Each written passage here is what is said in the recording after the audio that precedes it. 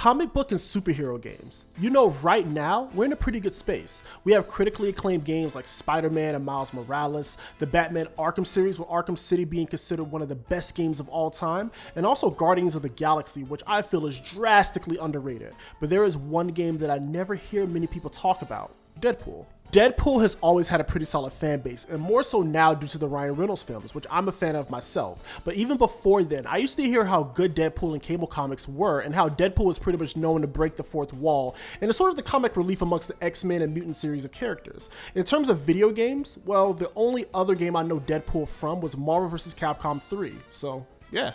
Now, this game here, Deadpool was developed by High Moon Studios, who are now known to assist in some of the later Call of Duty games like Black Ops Cold War and Modern Warfare. Deadpool was originally released on the PS3 and Xbox 360 back in 2013, which predates the movie by 3 years. So I assume many people who was not familiar with the comics had no idea who Deadpool was. And honestly, I don't remember much marketing surrounding this game when it was released. Now, this game also got a next-gen re-release on the PS4 and Xbox One, which offered a little bit of improvements, like higher resolution, but the frame rate seems to be untouched. So what kind of game is Deadpool? Well, I would categorize this as a hack and slash, very similar to like your Devil May Cry's and your Bayonettas. So if you like those type of games, you pretty much know how the combat and combo system will work in this. However, Deadpool is nowhere near as in-depth as those games. You have a light and heavy attack, but the variety of combos is just not there.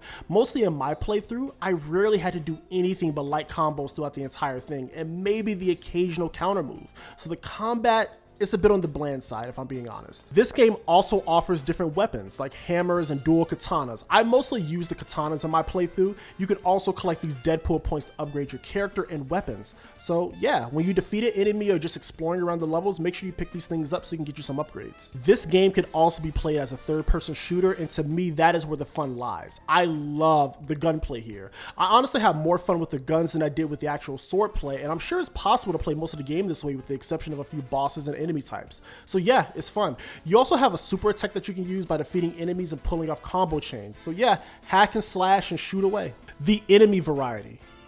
Nothing to write home about. You have your typical mooks, your oversized mooks, elemental enemies, and airborne enemies. Honestly, nothing really stood out for me here, and you defeat most of these enemies in the same way. So in terms of the variety, nothing that interesting in the boss fights. What boss fights? Overall, the gameplay is extremely average and not something I can recommend over the other games in the genre.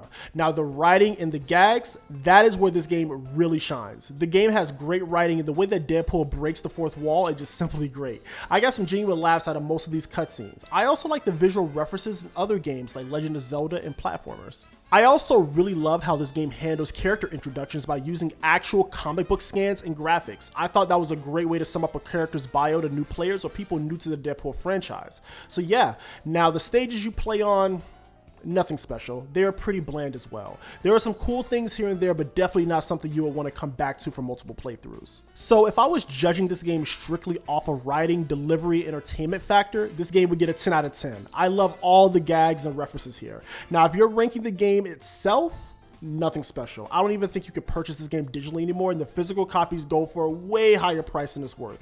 Unless you're a huge Deadpool comedy fan, go for it. But as a game itself, nah, I would recommend you go play Bayonetta or Devil May Cry instead. Well, with that being said, I thank you all for watching, and I'll see you next time.